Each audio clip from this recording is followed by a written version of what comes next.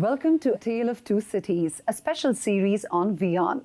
The series dissects the urban, cultural and economic landscape of megapolises around the world. We'll travel around the globe to learn and share our experiences as citizens of two distinct nations. With an influence that has reached a global acclaim, renowned architect and urban planner Dikshu Kukreja takes us on a scintillating journey to 8 cities of the world, talking to presidents, prime ministers, mayors, and questioning the ways in which we thought of them collectively. Today, he looks at Mexico City in Mexico and Mumbai in India. Let's go over to Dikshu and see what he has to share with us.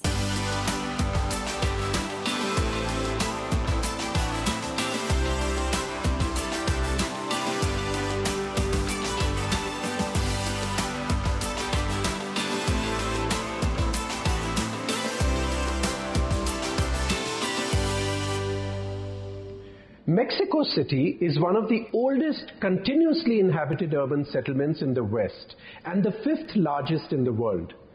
While most cities have been built close to natural resources, the origin story of Mexico is something out of a fairy tale. As the Aztecs sought expansion, they decided to build a grand capital city.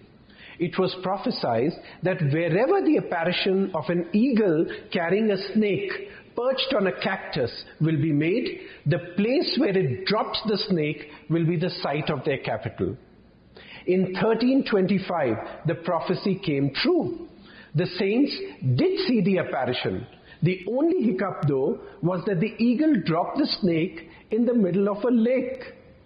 Undeterred, the Aztecs built their great capital city of Tenochtitlan in the middle of Lake Texcoco on a network of islands which became the largest on earth at the time.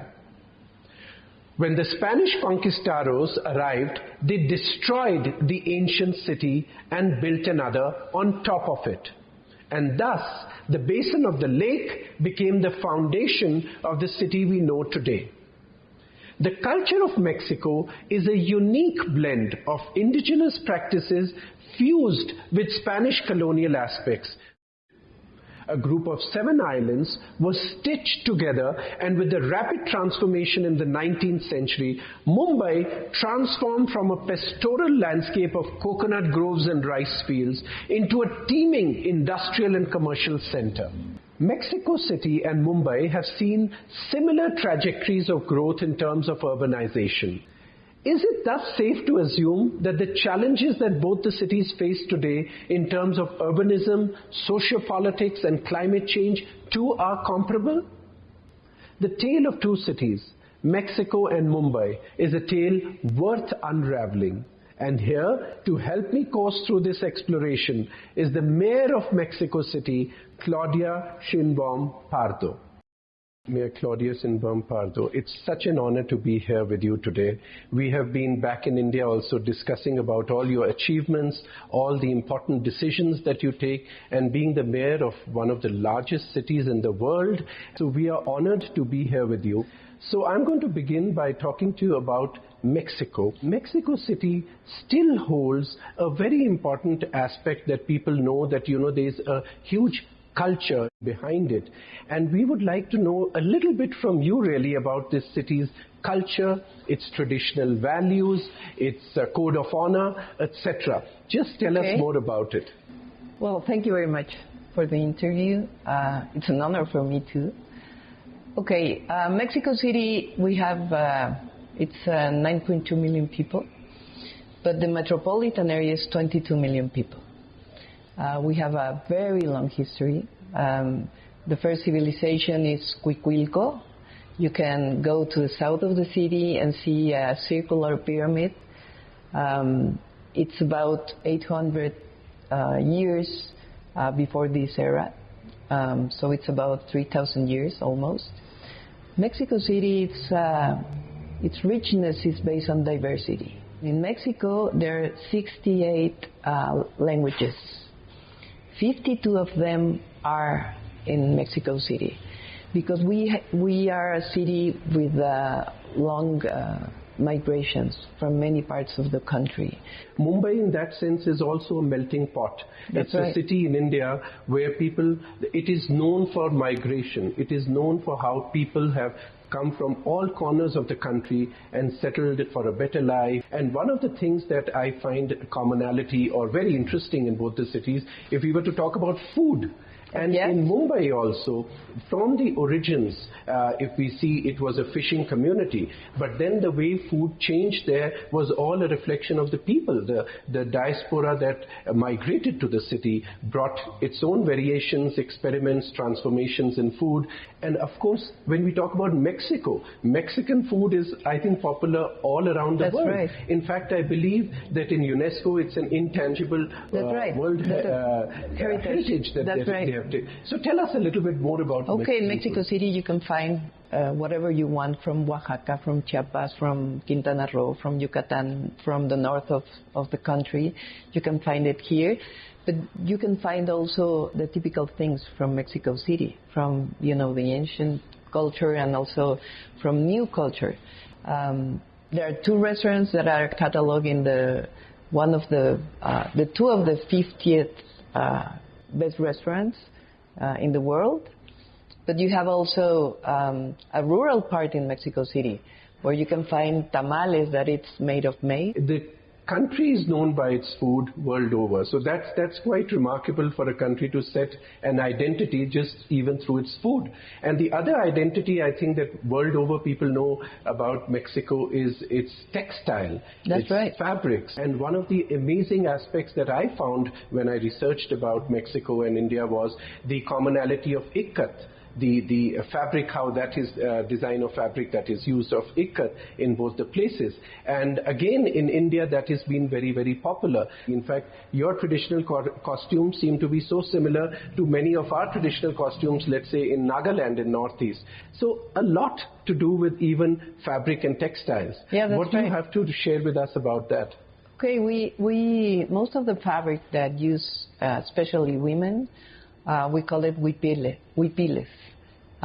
In Yucatan, they call ipiles. And you have the diversity of the indigenous communities in Mexico. So the most diversity states are Oaxaca, Guerrero, Chiapas, that are in the south of the country, and they have many indigenous people, communities, civilizations, cultures that are reflected in the textile.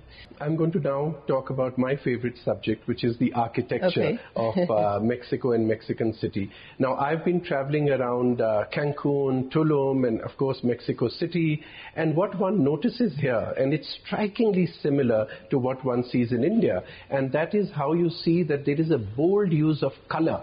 And color and patterns and art is something that speaks out in the architecture, which I think is fantastic because not only does it convey a place's culture, but it's able to bring in a sense of vibrancy. And that is something which is very impressive here. Tell us a little bit more about how traditional architecture is being carried through. Mexico City used to be a lake, city of lakes.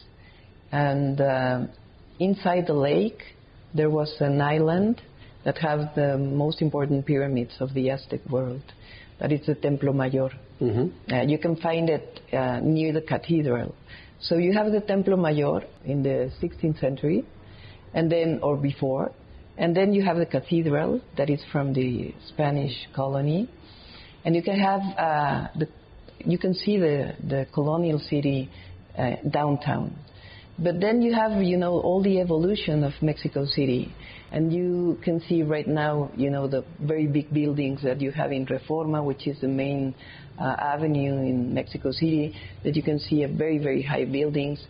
But then you have also, the very important architects of the 20th century, Legorreta or Vasquez, that were produced in Mexico City, and so you can have also a diversity not only from before the colony, the colony, but the new buildings. The other thing that one notices is that, especially with your interest that one is seeing in this country and in Mexico City in particular, your efforts at sustainability. You yourself have such a strong background. You have been part of the IPCC, where it went on to win the Nobel Prize, the Intergovernmental Panel on Climate Change. I think you have written more than 100 articles on climate change and sustainability. Now, in this position, how are you foreseeing the future of this city? We have many earthquakes in Mexico City. So not only architecture, but the structural engineering that has developed in Mexico, particularly in Mexico City, is very, very important. You have new and new standards before any earthquake. So the kind of buildings, especially high buildings, you have a lot of structural engineering and developing of science in the architecture. So that was one thing that I want to say. And the other thing right now is sustainability. It's very important for all the cities, for the whole world, especially climate change. And I used to be, or part of my life was academic, and now I'm in politics. And for me, it's very important to see the city development as the three pillars of sustainability, which is economic development, reduction of poverty and inequalities, and at the same time, a better environment for the city. So you have to have the three pillars in order to develop a plan for the city. I know that you are, at the moment the architect of creating a complete transformation in the metro system here in Mexico City, which also is the nerve center of mobility of this city. So how do you see that, one does meet these three aspects of sustainability? We have invested very much in education, for example, as public education as a right for people. So we have developed 2 new universities. So young people that didn't have a space in the university, now they have spaces for 36,000 young people. And it's the same for education, but for health. We have, the pandemic that was terrible for cities. And I think that only creating a public health system, you can have rights for everybody.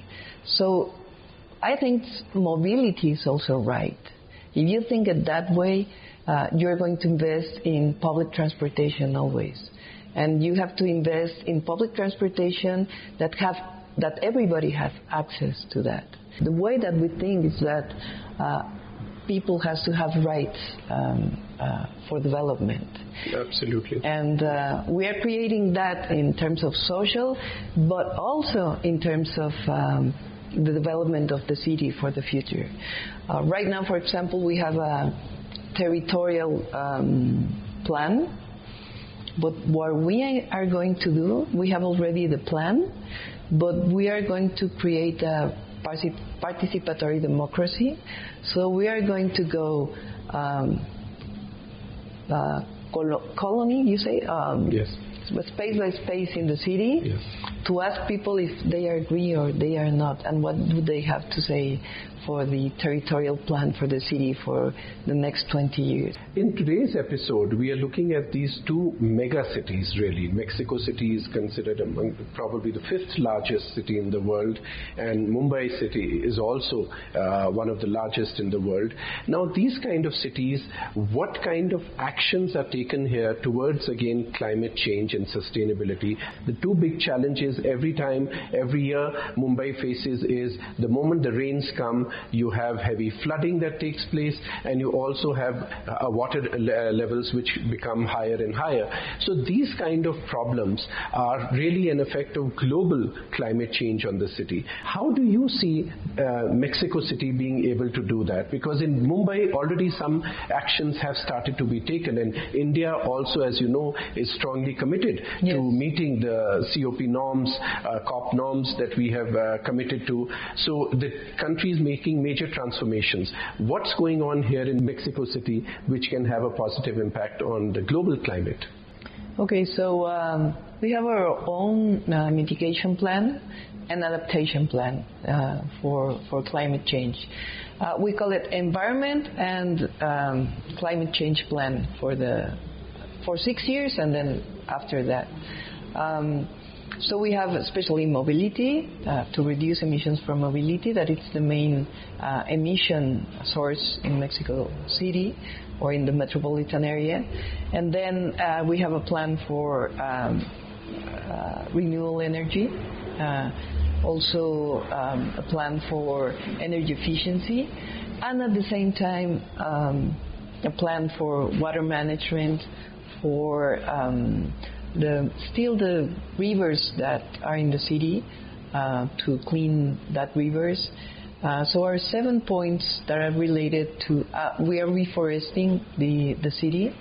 We have planted about 30 million plants and trees in 4 years or 3 years and a half. We have water problems, but we could have worse problems. Sure. We haven't taken actions to that.